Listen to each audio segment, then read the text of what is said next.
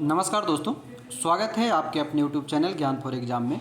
आपके लिए बीपीएससी और ग्रुप डी एग्ज़ाम को देखते हुए जो लूसेंट समान ज्ञान का बूस्टर डोज शुरू किया गया था, उसका आज ये अगला क्लास होगा, यानी कि तीसरा क्लास होगा। इससे पहले नहीं, ये चौथा क्लास होगा। इससे पहले 3 क्लास ऑलरेडी अपलोड कर दिया गया है। आपने अगर वो नहीं देखा है तो ज़रूर देखेंगे, जिसके अंतर्गत हम लोग जीव विज्ञान के क्लास यानी कि बायोलॉजी को कवर कर रहे थे।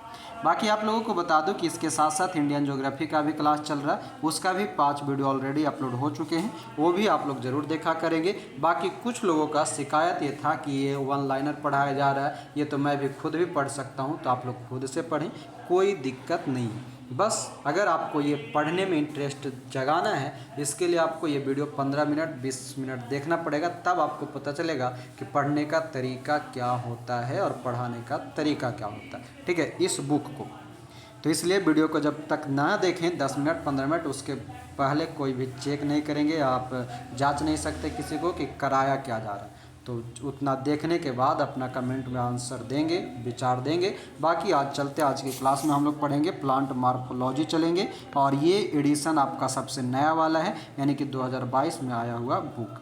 तो आइए चलते हैं, अब सीधे चलेंगे टॉपिक पे। बहुत हो गया बात, मिलेंगे क्लास के अंत में। चलिए, हम लोग पढ़ रहे थे वनस्पति विज्ञान, और वनस्पति विज्ञान में कल हम लोग कुछ किए थे, और आज जो होगा वो होगा पादप आकार की, यानी कि प्लांट मार्फोलॉजी। इसको आगे बढ़ने से पहले ज़रा 2-4 बात हमको बताइए, उसके बाद आगे बढ़ेंगे। लाइकेन जो है किसका मिश्रण है? कवक और शैवाल। हम लोग ये भी पढ़े थे कि कवक और शैवाल के बीच में एक सहजीवी संबंध होता है। उस सहजीवी संबंध को क्या कहते हैं? हेलोटिज्म कहते हैं। क्या कहते हैं? हेलोटिज्म कहते हैं। पेड़ की छाल पर लगने वाला जो लाइकेन होता है उसको क्या कहते हैं? कोर्टिकोल्स। और जो चट्टान पर लग जाता है? सेक्सिकोल्स। जो पेड़ पर लगे वो कोर्टिकोल्स, जो चट्टान पर लगे वो सेक्सिकोल्स। ये बताएंगे, कल हम लोग पढ़े थे कि पौधों का एम्फीबिया वर्ग किसको कहा जाता है, यानी कि वनस्पति जगत का एम्फीबिया वर्ग किसे कहा जाता है?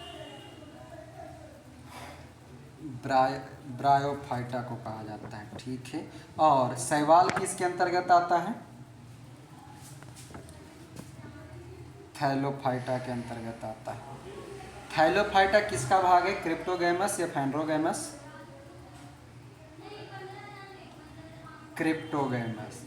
हाँ, जो थैलोफाइटा है वो क्रिप्टोगैमस के अंतर्गत है, यानी कि अपुष्पोद्भिद के अंतर्गत है। हम लोग एक पढ़े थे शैवाल के अंतर्गत क्लोरेला नाम का शैवाल क्यों जाना जाता है? अंतरिक्ष यान में लिया जाता है, प्रोटीन भोजन के रूप में लिया जाता है। चलिए ठीक है। एक और बता दीजिए कि जो कवक होता है उसका कोशिका भित्ति किसका बना होता है? काइटिन का बना होता है। एक कवक ऐसा है जो कि विष के रूप में जाना जाता है। कौन सा कवक है जो विषधर होता है? एफ्ला नाम का जो कवक होता है वो विष कवक के रूप में जाना जाता है। एक और बता दीजिए कि वनस्पति जगत का सबसे ऊंचा पौधा कौन सा है? सिकोया सेम्परविरेंस। और सबसे छोटा कौन सा है? जैमिया पिग्मिया के तो जनिया पिग्मिया बोल रहे हैं जी। जनिया बोल रहे हैं कि जैमिया बोल रहे हैं? अच्छा, जनिया बोल रहे हैं, हमको सुनाई दिया जनिया। अच्छा, चलिए, तो ये हो गया जैमिया पिग्मिया, जो है सबसे छोटा अनावृत बीजी पौधा। चलिए, यहाँ तक हम लोग पढ़ चुके थे, यानी कि हम लोग जो है फैंड्रोगैमस और क्रिप्टोगैमस के अंतर्गत। क्रिप्टोगैमस 3 भाग में बांटे थे, थैलोफाइटा, ब्रायोफाइटा, टेरिडोफाइटा। थैलोफाइटा को भी हम लोग 3 भागों में बांटे थे, शैवाल, कवक और जीवाणु। जब पुष्पोद्भिद पढ़े, यानी कि फैंड्रोगैमस, उसको 2 भाग में बांटे, जिम्नोस्पर्म और एंजियोस्पर्म। जिम्नोस्पर्म को नग्न बीजी और एंजियोस्पर्म को आवृत बीजी। और एंजियोस्पर्म को 2 भाग में बांट दिए थे, मोनोकॉट और डाइकॉट में। यहाँ तक हम लोग का कन्फर्म हो गया था। लगले एक और बताइए, सभी दलहनी फसल जो होता है वो किस कुल का पौधा है? लेगुमिनेसी कुल का पौधा है। और आलू टमाटर बैगन ये सभी किस में आता है? सोलेनेसी। तो अगले बता दीजिए लहसुनमा प्याजवा केरा में लिलिएसी। हाँ, लहसुन प्याज लिलिएसी, आलू टमाटर बैगन मिर्चाई सब सोलेनेसी। चलिए अब बादाम केरा में आएगा रोजेसी। रोज खाते हैं बादाम रोज खाइए बादाम रोजेसी। चलिए ठीक है, आइए अब चलते हैं आगे बढ़ेंगे। प्लांट मॉर्फोलॉजी पे आइए देखेंगे। प्लांट मॉर्फोलॉजी क्या कहता है, यानी कि पादप प्रकार की। पहले मॉर्फोलॉजी का यहाँ पर डिफिनेशन दिया गया है। कहता है कि विभिन्न पादप भागों जैसे जड़, तना, पत्ती, पुष्प, फल आदि के रूपों तथा गुणों के अध्ययन को आकार की कहते हैं। यानी कि एक पूरे होल प्लांट जो होता है, पूरा पौधा, उसके जो भी कुछ उसका पार्ट है उसके बारे में जो हम पढ़ेंगे उसे हम प्लांट मॉर्फोलॉजी कहते हैं। तो आइए एक एक करके हम जानेंगे प्लांट मॉर्फोलॉजी के अंतर्गत क्या क्या होता है। यहाँ से कुछ कुछ प्रश्न आपको डायरेक्ट मिलेंगे, कुछ प्रश्न घुमा घुमा करके पूछेगा। तो जहाँ तक हम संभव होगा वहाँ तक हम आपको प्रश्न को घुमा भी देंगे और घुमा के बता भी देंगे। ठीक है, जितना संभव होगा उतना हम अभी क्लास में करा देंगे। बाकी कभी साइंस पढ़ाएंगे स्पेशल, तब वहाँ पर तो घुमा घुमा के बतेबे करते हैं। आइए जब जड़ की बात करें रूट का, तो कहता है कि जड़ पौधों का अपरोही भाग है। अपरोही मतलब क्या? ऊपर की नीचे। अपरोही मतलब ऊपर से नीचे। ठीक है, यानी कि जड़ पौधों का अवरोही भाग है जो मूलांकुर से विकसित होता है।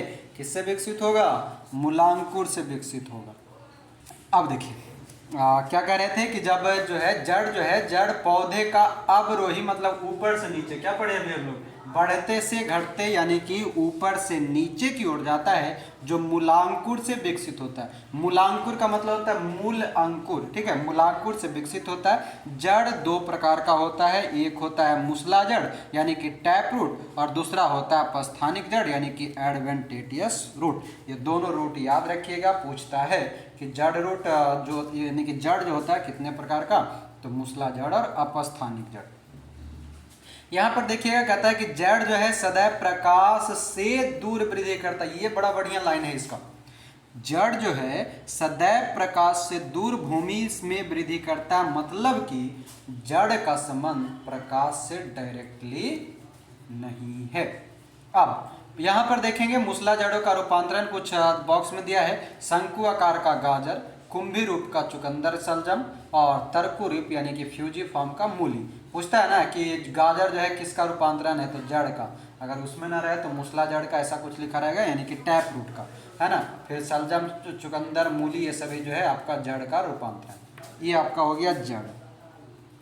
आता है तना यानी कि स्टिम। स्टिम कहता है कि यह पौधे का वह भाग है जो प्रकाश की ओर, कहाँ पर? प्रकाश की ओर, यानी कि तना के लिए वृद्धि के लिए प्रकाश चाहिए। यह प्रांकुर से विकसित होता है। यह पौधे का प्रारोह तंत्र बनाता है। बड़ा मेन पॉइंट इसका है, और ये याद रखिएगा, प्रारोह तंत्र यानी कि उसको फैलने फैलाने और भी जो क्रियाएं होगा उन सभी के लिए ये काम करेगा। तो प्रांकुर से तना विकसित होता है, पौधे का प्रारोह तंत्र को बनाने का काम करता है। यहाँ पर देखेंगे तना का रूपांतरण है, ये सभी प्रश्न पूछता रहता है। तो याद रखेंगे भूमिगत तने के अंतर्गत कंद यानी कि ट्यूबर का उदाहरण है आलू, धनकंद यानी कि कॉर्न का उदाहरण कॉर्म का उदाहरण है बंडा केसर, सल्ककंद बल्ब का प्याज, और राइजोम का हल्दी अदरक। राइजोम वाला अक्सर पूछते रहता है, तो हल्दी और अदरक दोनों हो जाएगा। तो ये पॉइंट आपका याद रख लेना है, एक बार दो बार। ऊपर जड़ का रूपांतरण था, नीचे तना का रूपांतरण। आइए पत्ती। पत्ती यानी कि लीफ हरे रंग का होगा। इसका मुख्य कार्य क्या होता है? प्रकाश संश्लेषण की क्रिया करना और उसके द्वारा भोजन बनाना। यानी कि पत्ती जो है पत्नी का काम करती है। ठीक है, पति किसका काम करेगा? पत्नी का काम करेगा। यहाँ पर पत्ती है, पति नहीं है। अब आइए फ्लावर, फूल। यह पौधे का जनन अंग है। ठीक है, पुष्प में बाह्य दलपुंज यानी कि कैलिक्स, दलपुंज कोरोला, पुमंग एंड्रोसियम और जायांग गाइनेसियम पाया जाता है। अब देखेंगे यहाँ पर हम आपको एक अंतर बताने जा रहे हैं, ध्यान देंगे। यहाँ पर 4 वो नाम है, वो चारों नाम आपको हमेशा के लिए याद रखना पड़ जाएगा। काहे कि जब हमसे प्रश्न पूछता है, बोलेगा कि यह पौधे का जो अंग है पुष्प का बाह्य दलपुंज, दलपुंज, पुमंग और जयांग, इसमें से क्या देगा कि देखिए नीचे दिया है कि इनमें से पुमंग जो है नर जननांग, जबकि मादा जो है वो जयांग जो है मादा जननांग है। प्रश्न में आपको ये चारों ऑप्शन दे देगा और प्रश्न पूछेगा कि इसमें कौन सा पुरुष जननांग है, कौन सा मादा जननांग है। तो याद रखिएगा पुरुष का जो होता है पुमंग होता है, जबकि मादा का जयांग होता है। अगर मादा को अगर आप याद रख लेते हैं तो पुमंग आपके आप पे याद रह जाएगा। मादा मतलब जयांग, जयांग मतलब एक लड़की का नाम याद रख लीजिए जया।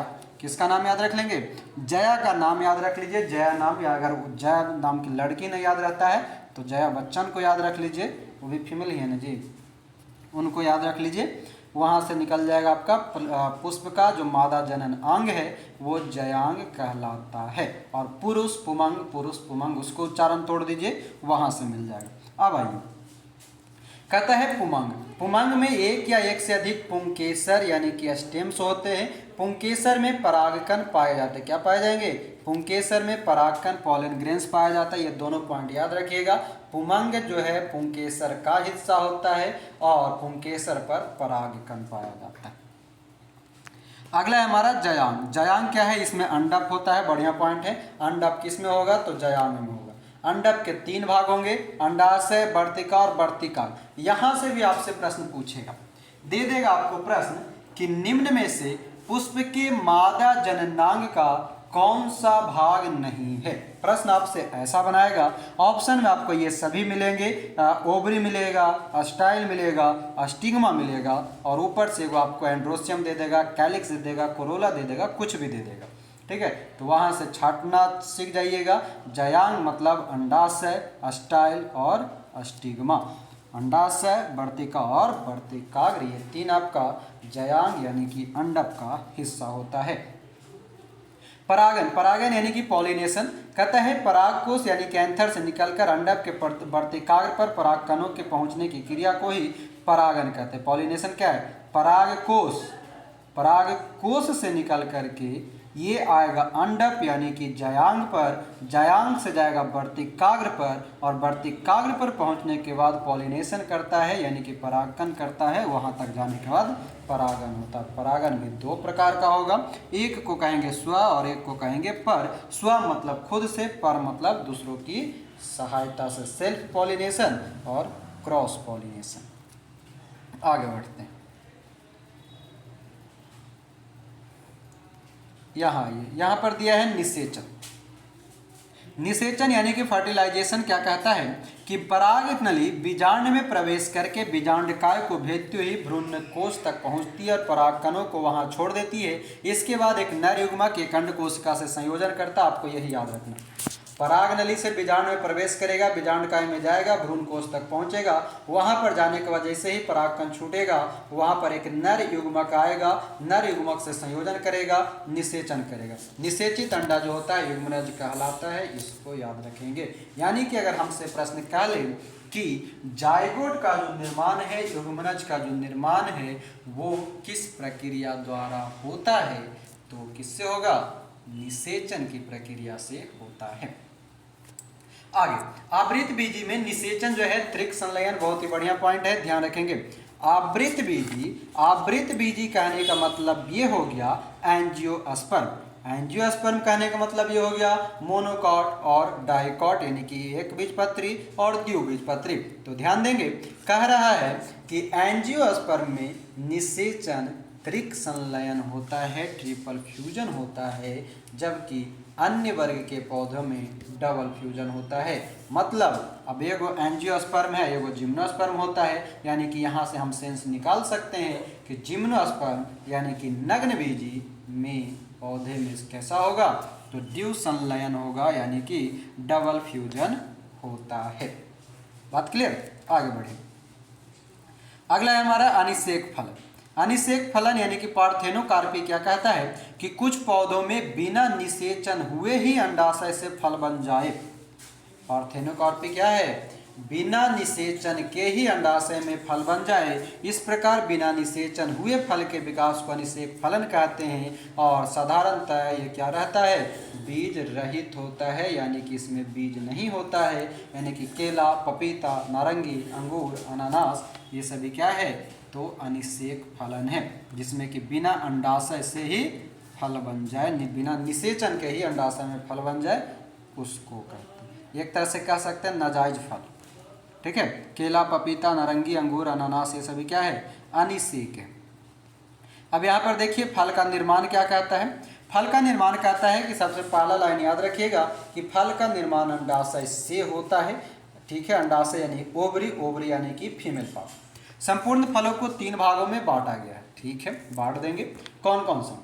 एक कहता है सरल फल, दूसरा कहता है पुंज फल, तीसरा कहता है संग्रथित फल। सरल फल के अंतर्गत अमरूद, केला ये सभी सरल है, जबकि पुंज यानी कि एग्रीगेट जो है वो स्ट्रॉबेरी और रस भरी है, और संगठित यानी कि कंपोजिट जो है कटहल, सहतूत ये सभी होता है। कुछ फलों के निर्माण में बाह्य दलपुंज या पुष्पासन आदि भाग लेते हैं। किसमें? कुछ फलों के निर्माण में ध्यान देंगे, बाह्य दलपुंज भी भाग लेगा, दलपुंज भी भाग लेगा और पुष्पासन भी भाग लेगा। ऐसे फल को हम क्या कह देते हैं? असत्य फल। नॉर्मली जो फल का निर्माण होता है वो अंडाशय की सहायता से होता है, अंडाशय में होता है, मगर कुछ फल ऐसे भी होते हैं जो बाह्य दलपुंज के माध्यम से, यानी कि आपका किससे, तो कैलिक्स से, या फिर दलपुंज बोले तो कोरोला से या पुष्पासन से हो जाता है। उसे हम क्या कहते हैं? असत्य फल कहते हैं। और इसके अंतर्गत सेब, कटहल आपका उदाहरण स्वरूप याद रख सकते हैं। किसको? असत्य फल के रूप में। आगे यहाँ पर देखेंगे बॉक्स में आपका कुछ पॉइंट दिया हुआ है, बहुत इंपॉर्टेंट है। ये बॉक्स आप लोग 1-2 बार करके पढ़ लीजिएगा, बेहतर काम करेगा। देखेंगे क्या कहता है, एक तरफ है फल, दूसरे तरफ है खाने योग्य भाग। तो ये आपको याद रखना बहुत जरूरी है और याद रखना ही पड़ेगा। एरा में कौनों केकरो माई बाप कुछ नहीं कर सकते। आइए, कहता है सेब। सेब का जो खाने योग्य भाग है पुष्पासन है, नाशपाती का पुष्पासन है। उसके बाद आम का मध्य फल भित्ति, अमरूद का फल भित्ति, बीजांडासन। हम ऐसे पढ़ दे रहे हैं, बाकी न कहिए कि गुरुजी रटवा ना रहे, हम रटवाएंगे नहीं। ठीक ना, आप लोग पढ़ लीजिएगा। अंगूर का फल भित्ति और बीजांडासन है, यानी कि अंगूर, अमरूद जो है ये आपका फल भित्ति और बीजांडासन है। पपीता में मध्य फल भित्ति, आम और पपीता मध्य फल भित्ति। नारियल का भ्रूणपोष, नारियल में क्या है? भ्रूणपोष। टमाटर का फल भित्ति और बीजांडासन, यानी कि अमरूद, अंगूर, टमाटर एक समान। अमरूद, अंगूर, टमाटर फल भित्ति और बीजांडासन। केला का मध्य भित्ति भी खाएंगे और अंता भित्ति भी खाएंगे। गेहूं का क्या खाएंगे? तो भ्रूणपोष और भ्रूण खाएंगे, यानी कि गेहूं और नारियल एक समान। काजू का पुष्प वृंत और बीज पत्र खाएंगे। लीची का एरियल खाएंगे। चना का बीज पत्र और भ्रूण खाएंगे। मूंगफली का बीज पत्र और भ्रूण खाएंगे, यानी चना मूंगफली एक समान। सहतूत का रसीला परिदलपुंज खाएंगे। कटहल का परिदलपुंज और बीज खाएंगे। अनानास का परिदलपुंज खाएंगे। नारंगी का जूसी हेयर खाएंगे। तो ये सभी आपको 1 बार, 2 बार, 3 बार, 4 बार जितना मन तब तक पढ़िए जब तक ये याद ना हो जाए। जब तक फाड़ेंगे नहीं तब तक छोड़ेंगे नहीं, मतलब किताब जब तक ना पढ़े तब तक छोड़ना नहीं है उसको। आइए आगे है हमारा पादप उत्तक यानी कि प्लांट टिश्यू। प्लांट टिश्यू अब थोड़ा सा डिफरेंट होगा, पीछे जो अभी हम लोग पढ़े उससे अब थोड़ा सा हटके है प्लांट का ही भाग, मगर अब यहाँ से फिर से आपका जो है तरीका बदलेगा और कुछ नया पॉइंट आपको देखने के लिए मिलेगा। सबसे पहले अगर बॉक्स में देखें तो कहता है पादप उत्तक। पादप उत्तक को भी हम 2 भाग में बांटते हैं। दोनों जो बंटवारा है इसका दोनों इंपॉर्टेंट है, आगे हम लोग इस पर चर्चा करेंगे। पहला जो है पादप उत्तक का भाग, एक होता है विभाज्योत्की उत्तक यानी कि मेरिस्टेमेटिक, और दूसरा होता है परमानेंट यानी कि अस्थायी उत्तक। जो लोग शाम वाला क्लास कर रहे होंगे उनको पता होगा यहाँ से प्रश्न कैसे घुमा घुमा के आता है, जो याद है जी। जो स्पीडी वाला पढ़ रहे हैं उनको सब तरह के प्रश्न घुमा घुमा के सबसे पूछ ले है, तो ध्यान दीजिएगा। अभी सब रिपीट होगा यहाँ पर भी, तब लगेगा कि हाँ हम पढ़े हैं। तो देखिएगा विभाज्योत्की उत्तक में क्या है, शीर्षस्थ विभाज्योत्तक, पार्श्व विभाज्योत्तक और अंतर्वेशी विभाज्योत्तक। मतलब पादप उत्तक को 2 भाग में, विभाज्योत्तक और अस्थायी उत्तक। विभाज्योत्की को 3 भाग में, शीर्षस्थ, पार्श्व और अंतर्वेशी, सबसे ऊपर, बिचवा वाला और नीचे वाला। एपिकल, लैटरल और इंटर कैलरी बोलते हैं। अस्थायी उत्तक को दो भाग में, सिंपल और कॉम्प्लेक्स यानी कि सरल उत्तक और जटिल उत्तक। सिंपल उत्तक को भी तीन भाग में, मृदु उत्तक, स्थूल कोण और दृढ़ कोण, पैरेन्काइमा, कोलेनकाइमा, स्क्लेरेन्काइमा। याद आ रहा है कुछ कुछ? अभी आएगा सब धीरे धीरे। यानी कि देखिए उधर हम लोग कोलेनकाइमा, स्क्लेरेन्काइमा ये सब पढ़ रहे थे, उसका हिंदी भी यहाँ पर आपको मिल रहा है। कोलेनकाइमा का स्थूल कोण, स्क्लेरेन्काइमा का दृढ़ कोण, उत्तक मतलब कोण नहीं उत्तक।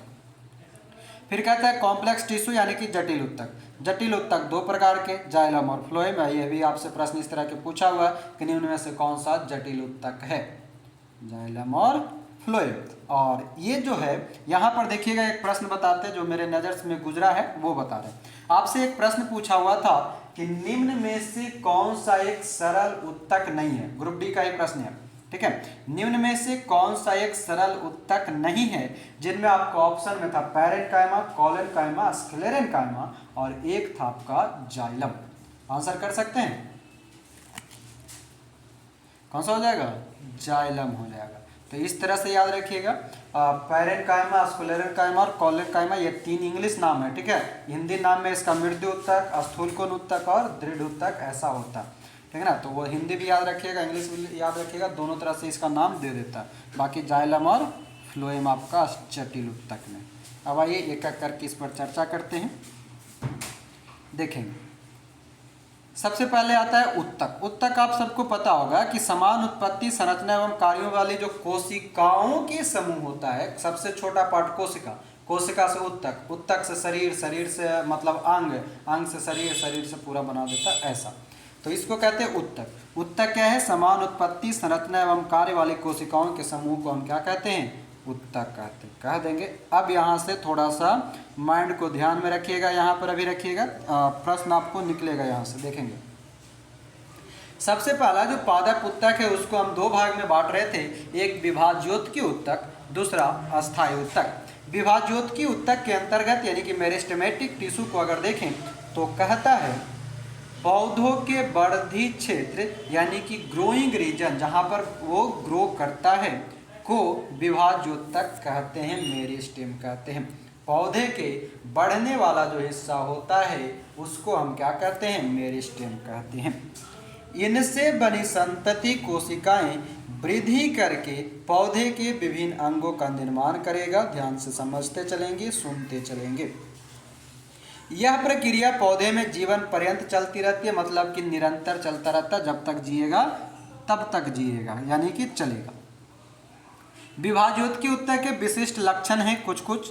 गोल अंडाकार बहुभुजाकार आता है, मतलब नहीं है। इनकी भित्तियां पतली एवं एकसार होमोजेनस होता है, मतलब है। दूसरा पॉइंट से मतलब है। तीसरा पॉइंट, जीवद्रव्य सघन, केंद्रक बड़ा, रसधानी छोटा, तीसरा पॉइंट से मतलब है। कोशिका के बीच अंतरकोशिकीय स्थानों का अभाव होता है, सबसे ज़्यादा मतलब है। विभाज्योतकी उत्तक की विशेषताओं में चौथा नंबर पॉइंट आपको सीरियसली याद रख लेना है कि इसके बीच में अंतरकोशिकीय स्थान का अभाव होता है, यानी कि कोशिकाओं के बीच में स्थान नहीं होता है। बाकी और भी है, भित्ति पतली होता है, केंद्रक बड़ा, रसधानी छोटा, ये सब भी याद रख सकते हैं।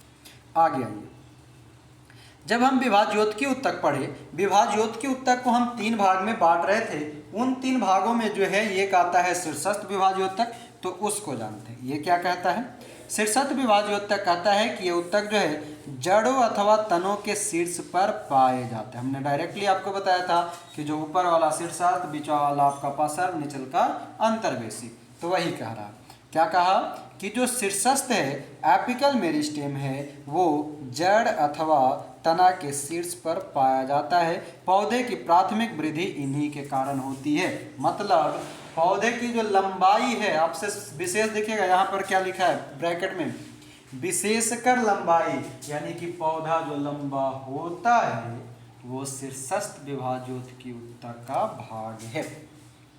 तो ध्यान रखेंगे, लंबाई किस उत्तक के कारण?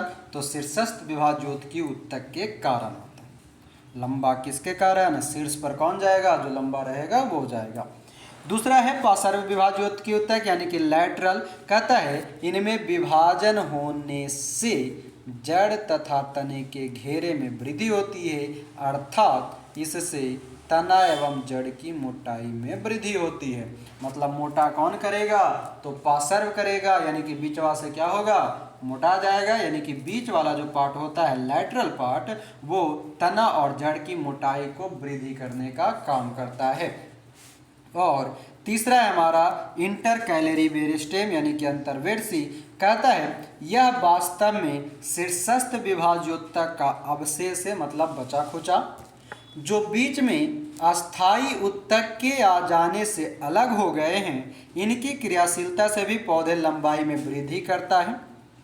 इसकी महत्ता वैसे पौधे के लिए जिनके शीर्षाग्र को शाकाहारी जानवर खा जाते हैं। शीर्षाग्र खा लिए जाने के कारण ये पौधे अंतर्वेशी विभाज्योतक की सहायता से वृद्धि करता है, जैसे घास। अंतर्वेशी कहने का मतलब ये हो गया, ये नीचे पड़े पड़े रहता है और जब न तब कोई ना कोई जानवर आता है और उसको खा जाता है, उसको बढ़ने का मौका ही नहीं मिलता, तो ये क्या करता है, वो ऊपर न बढ़ करके नीचे नीचे बढ़ना शुरू कर देता है। उसको हम क्या कहते हैं, अंतर्वेशी इंटर कैलरी मेरिस्टेम कहते हैं। तब फिर से एक बार हम आपको ये वन लाइनर इसको समझा रहे हैं, एक बार समझिएगा। शीर्षस्थ विभाज्योतक जो सबसे ऊपर वाला जड़ और तना का, पार्श्व विभाज्योतक जो उसके बाद का जो हिस्सा होगा, जो उसको मोटा करने का काम करेगा जड़ और तना को, उसको पार्श्व कहेंगे। और जो अंतर्वेशी उत्तक है यानी कि विभाज्योतक, अंतर्वेशी क्या करता है, वैसे पौधे जो नीचे नीचे ही चले, यानी कि जानवर वगैरह खा जाता है, शाकाहारी वगैरह, वो ऊपर की ओर ना बढ़ करके नीचे की ओर ही बढ़े, मगर नीचे की ओर ही क्या बढ़े, लंबाई में बढ़े। यानी कि जो हमारा शीर्षस्थ विभाज्योतक है और अंतर्वेशी विभाज्योतक है, दोनों में समानताएं हैं, मगर एक ऊपर की ओर बढ़ता है जबकि ये नीचे की ओर जमीनगत ही बढ़ता है, यानी कि जमीन पर ही बढ़ता है। अब घास वगैरह देखे होंगे, लत्तड़ वगैरह, दुबी घास देखोगे वो नीचे की ओर बड़ा लंबा लंबा 5-5 फीट का रहता है। खास करके कुआं में लटका हुआ देखिएगा दुबी घास, वो नीचे की ओर ऐसा लटकते जाता है कि 10-10 12 फीट का रहता है, वैसा वाला, तो उसको बोलेंगे अंतर्वेशी विभाज्योतक। और देखिएगा यहाँ पर एक शब्द कहा था बीच में कि अंतर्वेशी विभाज्योतक जो है वास्तव में शीर्षस्थ विभाज्योतक अवशेष है, जो बीच में अस्थायी उत्तक के आ जाने के कारण अलग हो जाता है। अगर हमसे प्रश्न पूछे कि विभाज्योतकी उत्तक और अस्थायी उत्तक के बीच में वो कौन सा अंग है जो दोनों को बांटने का काम करता है, किसको, विभाज्योतकी और अस्थायी को, उसके बीच में कौन आ जाता है, तो अंतर्वेशी आ जाता है। आगे आइए, यहाँ देखेंगे अब अगला पेज पे, अस्थायी उत्तक यानी कि जो प्लांट टिश्यू था, इसको हमने दो भाग में बांटा था, विभाज्योतकी और अस्थायी। तो विभाज्योतकी के बारे में हम लोगों ने जाना, अब है परमानेंट टिश्यू। परमानेंट टिश्यू क्या कहता है कि अस्थायी उत्तक उन परिपक्व कोशिकाओं के बने होते हैं जो विभाजन की क्षमता खो चुकी है तथा कार्यों को करने के लिए विभेदित हो चुकी है। ये कोशिकाएं मृत अथवा जीवित हो सकता है। मतलब ये कहना चाह रहा है अस्थायी उत्तक कि ये जो है पूर्ण तरह से परिपक्व हो चुका है, मैच्योर हो चुका। दूसरी बात, ये अब विभाजित नहीं हो सकता है, यानी कि विभाजन खो चुका। तीसरी बात, ये अपने कार्य करने के लिए अलग अलग बट चुका है ऑलरेडी। जो परमानेंट टिश्यू है, वो जिसको खाना बनाने का काम है वो खाना बनाएगा, पानी लाने का काम है वो पानी लाएगा, बर्तन धोने का काम है वो बर्तन धोएगा, झाड़ू देना है वो झाड़ू देगा। यानी कि अपने अपने कामों में ऑलरेडी बढ़ चुका है, वो अस्थायी उत्तक होता है। और ये या तो मरा हुआ रहेगा या जीवित हो सकता। आइए, जब अस्थायी उत्तक को हम लोग पढ़े तो उसको दो भाग में बांटे थे, सरल उत्तक और जटिल उत्तक। सरल उत्तक किसको कहते हैं, सिंपल टिश्यू। यदि अस्थायी उत्तक एक ही प्रकार के कोशिकाओं से बना हो, उसे हम क्या कहते हैं, एक ही प्रकार के कोशिकाओं से, जब समान कोशिकाओं से बना हो, उसे हम सरल उत्तक कहते हैं। दूसरा है हमारा जटिल उत्तक। जटिल उत्तक आप ध्यान दीजिएगा, सरल उत्तक और जटिल उत्तक, यानी कि अस्थायी उत्तक का दूसरा भाग है जटिल उत्तक, कॉम्प्लेक्स टिश्यू।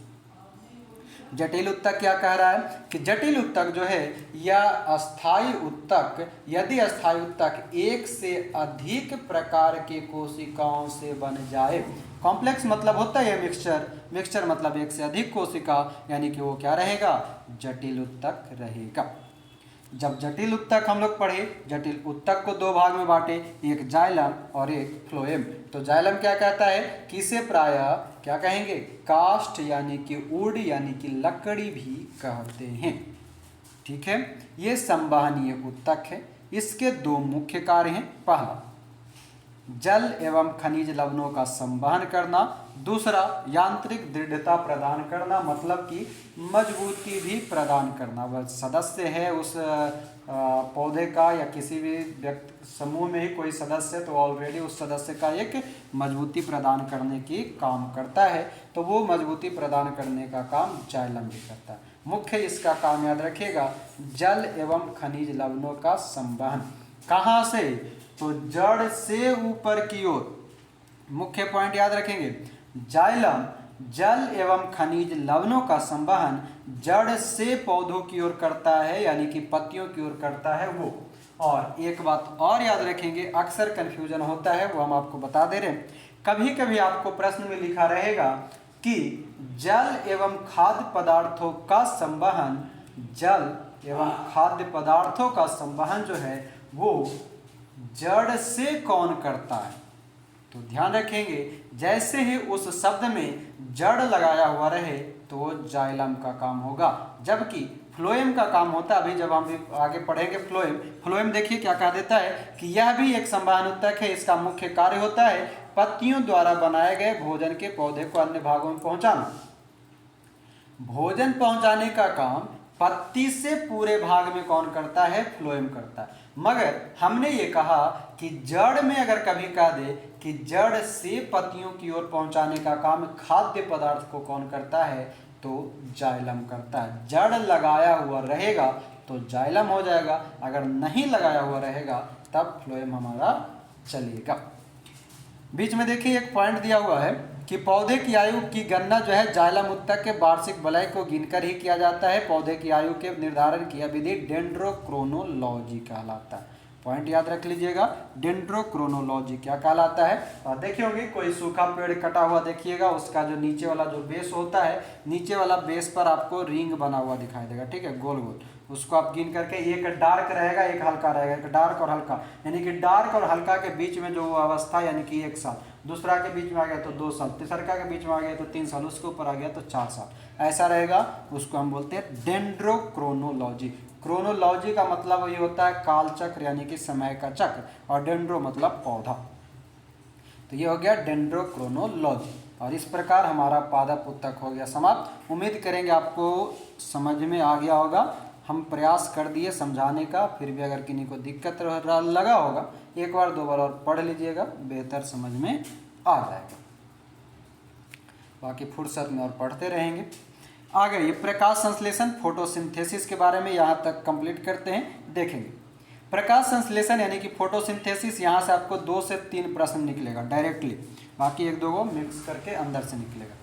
पहला देखेंगे, कहता है कि पौधे में जल, प्रकाश, पर्णहरित, कार्बन डाइऑक्साइड की उपस्थिति में कार्बोहाइड्रेट के निर्माण को प्रकाश संश्लेषण कहते हैं। पहला पॉइंट, यहाँ से आपका 2 प्रश्न निकला। पहला कि पौधों में जो है प्रकाश संश्लेषण में कौन कौन भाग लेता है, जल, प्रकाश, कार्बन डाइऑक्साइड और पर्णहरित मतलब क्लोरोफिल। पर्णहरित मतलब क्लोरोफिल। और ध्यान देंगे, आपसे जब प्रश्न पूछता है तो एक दे देगा ऑप्शन में ऑक्सीजन। कल परसों के क्लास में भी हम शाम में पूछे थे आप लोगों से, आप लोगों ने भी अच्छा आंसर दिया था कि ऑक्सीजन की जरूरत नहीं होती। क्यों? क्योंकि ऑक्सीजन जो है, किसी ने बोला भी था कि ऑक्सीजन जो है छोड़ता है, वो क्या करता है, पौधे जो है अपना काम क्रिया करने के बाद कार्बन डाइऑक्साइड लेता है, ऑक्सीजन को छोड़ता है, यानी कि ऑक्सीजन के लिए प्रकाश संश्लेषण के लिए कोई भी संबंध नहीं है।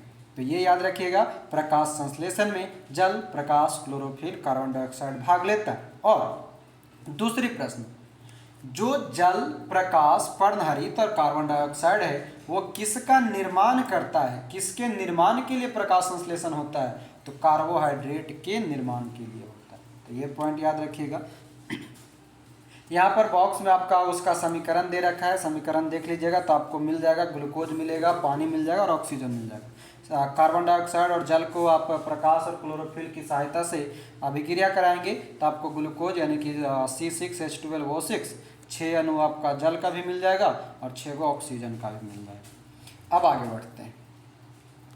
कहता है कि प्रकाश संश्लेषण के लिए आवश्यक है कार्बन डाइऑक्साइड, पानी, क्लोरोफिल और सूर्य प्रकाश। वही ऊपर वाला ही लाइन यहाँ पर लिखा हुआ है, क्लोरोफिल मतलब पर्णहरित। स्थलीय पौधे वायुमंडल से कार्बन डाइऑक्साइड लेते हैं, जबकि जलीय पौधे जल में घुली हुई कार्बन डाइऑक्साइड लेते हैं। दोनों जो कार्बन डाइऑक्साइड लेगा, एक स्थल वाला ऊपर से, जल वाला जल से। पत्ती की कोशिकाओं में जल सीरा से परासरण द्वारा एवं CO2 वायुमंडल से विसरण द्वारा होता है। ये पॉइंट आपका इम्पॉर्टेंट है, याद रखेंगे। कहना क्या चाह रहा है कि पत्ती की कोशिकाओं में जल जो है सीरा से परासरण यानी कि ऑस्मोसिस द्वारा होता है, जबकि कार्बन डाइऑक्साइड वायुमंडल से विसरण द्वारा होता है। तो ध्यान रखना है, जल को हम कैसे ऑब्जर्व करेगा पत्ती, तो ऑस्मोसिस विधि द्वारा, परासरण द्वारा, जबकि वायुमंडल से कार्बन डाइऑक्साइड को कैसे लाएगा, तो डिफ्यूजन द्वारा यानी कि विसरण द्वारा लाएगा। कहता है कि प्रकाश संश्लेषण के लिए आवश्यक जल पौधे की जड़ों के द्वारा अवशोषित किया जाता है एवं प्रकाश संश्लेषण के दौरान निकलने वाला ऑक्सीजन इसी जल के अपघटन से प्राप्त होता है। यानी कि कहाँ लेगा, प्रकाश संश्लेषण में जो जल की जरूरत है वो नीचे से लेगा, जड़ से लेगा। दूसरा कहता है कि क्लोरोफिल पत्तियों में हरे रंग का वर्णक होते हैं, ठीक है। इनके 4 घटक होते हैं, क्लोरोफिल A, B और दूसरा याद रखेगा कैरोटीन और जेंथोफिल। ध्यान रखेंगे, क्लोरोफिल A, B तो आपसे नहीं पूछेगा, मगर ये जरूर पूछेगा कि क्लोरोफिल का निम्न में से कौन सा वर्णक है, तो कैरोटीन और जेंथोफिल। कौन कौन सा, कैरोटीन और जेंथोफिल। कहता है कि इनमें क्लोरीन A और B जो है हरा रंग का होता है, पॉइंट A ध्यान रखेंगे। और ऊर्जा स्थानांतरित करता है। प्रकाश संश्लेषण का मुख्य केंद्र जो है क्लोरोफिल का A और B में होता है, यानी कि हरा रंग होता है। क्लोरोफिल के केंद्र में मैग्नीशियम का एक परमाणु होता है, डायरेक्टली याद रखेंगे। क्लोरोफिल प्रकाश में बैंगनी, नीला और लाल रंग को ग्रहण करता है, ये भी याद रखेंगे। प्रकाश संश्लेषण की दर लाल रंग के प्रकाश में सबसे अधिक होता है, याद रखेंगे। बैंगनी रंग के प्रकाश में सबसे कम होता है, यह भी याद रखेंगे। दोनों तरफ से प्रश्न पूछेगा, लाल में अधिक, बैंगनी में कम। प्रकाश संश्लेषण की क्रिया जो है एक अपचयन यानी कि ऑक्सीडेशन और उपचयन यानी कि रिडक्शन, यानी कि एक तरह से हम इसको एक बार में कह दें कि प्रकाश संश्लेषण की प्रक्रिया क्या है, तो रेडॉक्स अभिक्रिया है। कैसे अभिक्रिया, रेडॉक्स अभिक्रिया, यानी कि रिडक्शन और ऑक्सीडेशन का जो समूह होता है, संयोजन होता है, उसे हम रिडक्शन अभिक्रिया कहते हैं। तो प्रकाश संश्लेषण अगर आपके ऑप्शन में अपचयन उपचयन का बात ना दिया रहे, तब आपको दिखेगा एक रेडॉक्स अभिक्रिया, तो उसको याद रखेंगे। आगे कहता है कि इसमें जल का अपचयन ऑक्सीजन के बनने में तथा कार्बन डाइऑक्साइड का अपचयन ग्लूकोज के निर्माण में। जल का अपचयन किसके लिए, तो ऑक्सीजन के लिए, और कार्बन डाइऑक्साइड का ग्लूकोज के लिए काम करे। प्रकाश संश्लेषण क्रिया की 2 व्यवस्थाएं होती है, एक प्रकाश रासायनिक और दूसरा रासायनिक प्रकाशीन क्रिया। प्रकाश रासायनिक क्रिया क्या कहता है कि यह क्रिया क्लोरोफिल के ग्रेना भाग में संपन्न होता है, याद रख लीजिएगा। इसे हील क्रिया यानी कि हील रिएक्शन भी कहते हैं। तो ध्यान रखिएगा, हील रिएक्शन किससे संबंधित है, तो प्रकाश रासायनिक क्रिया से संबंधित है। इस प्रक्रिया में जल का अपघटन होकर हाइड्रोजन आयन तथा इलेक्ट्रॉन बनाता है। ध्यान रखेंगे, हाइड्रोजन और इलेक्ट्रॉन बनाएगा। जल के अपघटन के लिए प्रकाश ऊर्जा से मिलती है। इस प्रक्रिया के अंत में ऊर्जा के रूप में, ध्यान देंगे, ATP, NADPH निकलता है। ATP और NADPH निकलेगा, जो रासायनिक प्रकाशहीन प्रतिक्रिया संचालित करने में मदद करता है। शॉर्टकट ही देगा, इसका नाम भी दे देगा तो शॉर्टकट ही देगा कि रासायनिक प्रकाशहीन प्रतिक्रिया संचालित करने में कौन सहायक होता है, तो ATP और NADPH।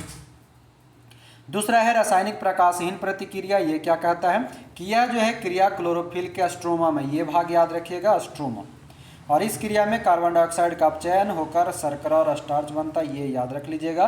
कार्बन डाइऑक्साइड जो है अपचयन होकर के यानी कि रिडक्शन होकर के शर्करा और स्टार्च का निर्माण करता है। तो ये था आपका रासायनिक प्रकाशहीन प्रतिक्रिया। चलिए, तो आज की क्लास को हम लोग यहीं पे रखेंगे। आगे जो है आपका पादप हार्मोन यानी कि एक क्लास और लगेगा वनस्पति विज्ञान पढ़ने में, एक क्लास में आपका समाप्त हो जाएगा। तो उसके बाद जो अगला चैप्टर आएगा वो करेंगे। बाकी आपको वीडियो कैसा लगा, आपको कितना समझ में आया, आप इसी चीज़ को अगर कहीं पर कोचिंग संस्थान में जा कर के पढ़ते तो यही चीज़ आपको इतना का अच्छा खासा 1000, 2000, 5000 रुपया लेता। मगर हम आपको फ्री में ये कर दिए। आपको अगर समझ में आ गया होगा तो बेहतरीन हो जाएगा कि आपको ये सारी चीज़ें समझ में आ गया। हम ही जब अगर किन्हीं को ये चीज़ का क्लास कराते तो अलग से 250-300 रुपये का अलग चार्ज करते हैं, मगर आप लोगों को इसका यूट्यूब पे हमने ये वीडियो फ्री प्रोवाइड करा दिया।